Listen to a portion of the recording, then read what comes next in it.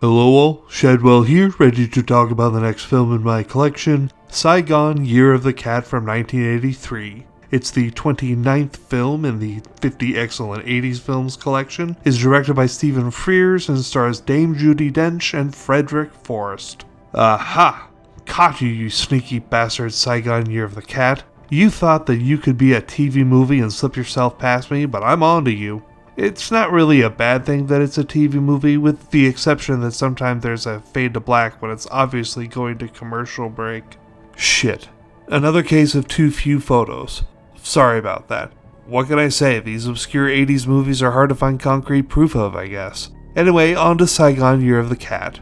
First off, I know it's a descriptive title that lets us know where and generally when the events of the film take place, but it sounds weird when you say it out loud. I would have much preferred just the simple title of Saigon, which I know butts up against Miss Saigon, but whatever.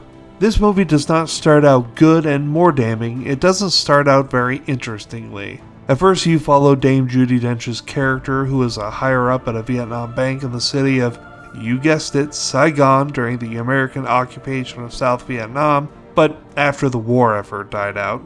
Now, before we go any further, I have to admit I know very little about the ins and outs of the Vietnam conflict, other than that it didn't go so well and it was a national embarrassment. This film did clear up a few things history-wise, which was interesting, but the first half of the movie is a love story between Dame Judi Dench's character and a higher-up in the military named Bob.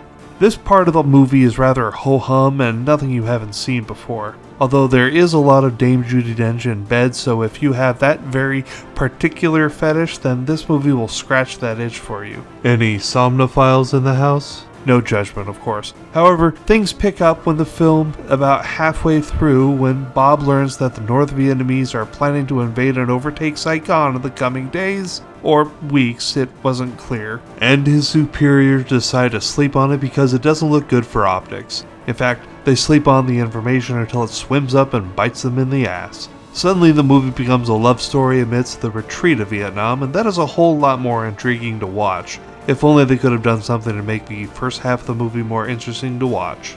Oh well, can't be perfect, I guess.